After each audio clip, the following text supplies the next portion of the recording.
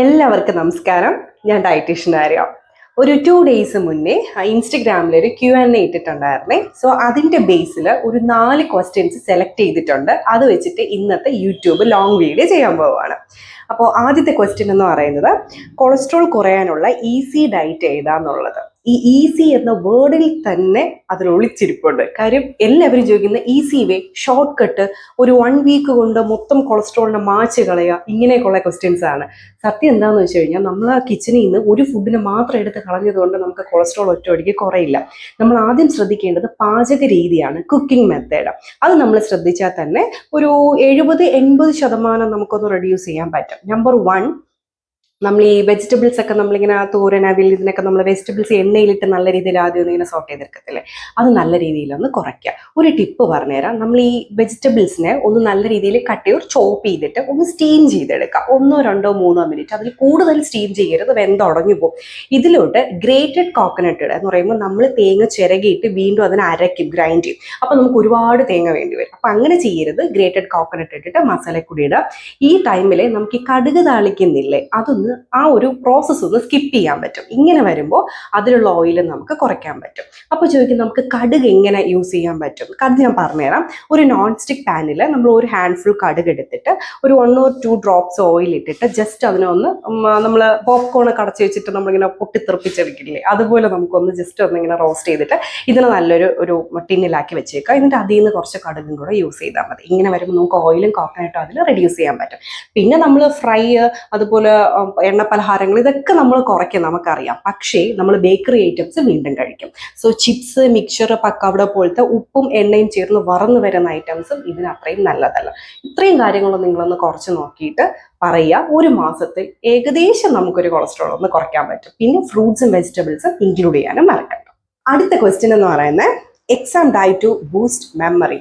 വളരെ നല്ലൊരു ക്വസ്റ്റ്യൻ ആണ് കേട്ടോ, എപ്പോഴും വരുന്ന ഒരു കാര്യമല്ല.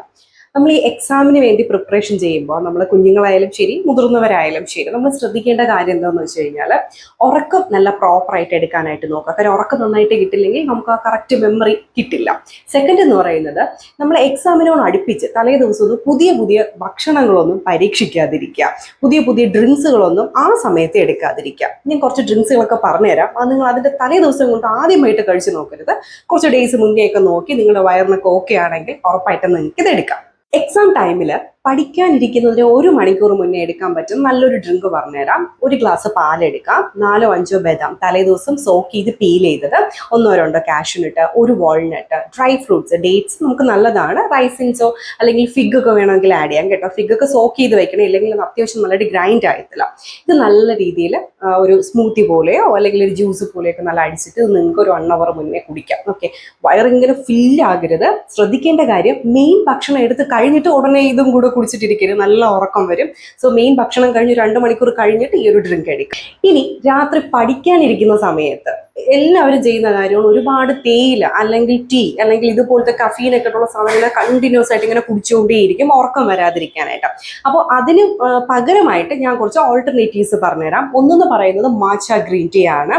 നമ്മുടെ നോർമൽ ഗ്രീൻ ടീയേക്കാൾ നമുക്ക് ബെറ്റർ ആയിട്ട് എടുക്കാൻ പറ്റുന്ന ഒരു സാധനമാണ്. നെക്സ്റ്റ് എന്ന് പറയുന്നത് ജിഞ്ചർ ലെമൺ ടീ.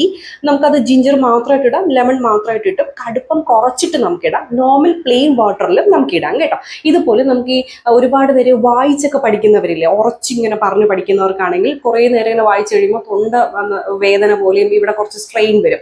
അങ്ങനെയുള്ളവർക്ക് നോർമൽ കുടിക്കുന്ന വെള്ളത്തിൽ ഇഞ്ചി നന്നായിട്ട് ഇങ്ങനെ ചതച്ചിട്ടിട്ട് വെള്ളം തിളപ്പിച്ചിട്ട് കുടിച്ചാൽ അത്യാവശ്യം ഇവിടെ നല്ലൊരു സ്മൂത്ത് ഫീൽ കിട്ടും. നെക്സ്റ്റ് യൂസ് ചെയ്യാൻ പറ്റുന്നത് റോസ്മേരി ടീ ആണ്. പിന്നെ നമുക്ക് ചമോലി ടീ കിട്ടും കേട്ടോ. അതൊരു ഫ്ലവർ ആണ്, ഒരു യെല്ലോ കളറിലിരിക്കുന്ന. അതും നമുക്ക് ഈ പറയുന്നത് നല്ലൊരു, നമ്മൾ കുടിക്കുമ്പോൾ എന്താണ് നമുക്ക് നല്ലൊരു റിഫ്രഷ് കിട്ടും. നമ്മളിപ്പോൾ ടീ കോഫിയെ കുടിച്ച് കഴിയുമ്പോഴത്തേക്ക് നമ്മളൊന്ന് സ്റ്റിമുലേറ്റ് ആയെന്നൊരു ഫീൽ കിട്ടില്ലേ, അതുപോലെ തന്നെ നമുക്ക് കിട്ടുന്നതാണ് ഈ ചമോലി ടീ എന്ന് പറയുന്നത്. അതും നമുക്ക് യൂസ് ചെയ്യാം.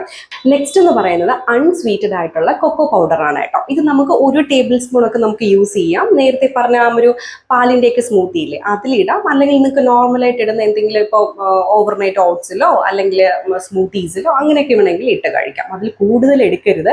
പിന്നെ കൊക്കോ പൗഡർ എടുക്കാൻ പറഞ്ഞു എന്നതുകൊണ്ട് ഇത് വെച്ച് ഐസ്ക്രീംസും അങ്ങനെ കുറേ പഞ്ചസാരയൊക്കെ വാരിയിട്ട് അങ്ങനെയൊന്നും കഴിക്കരുത്.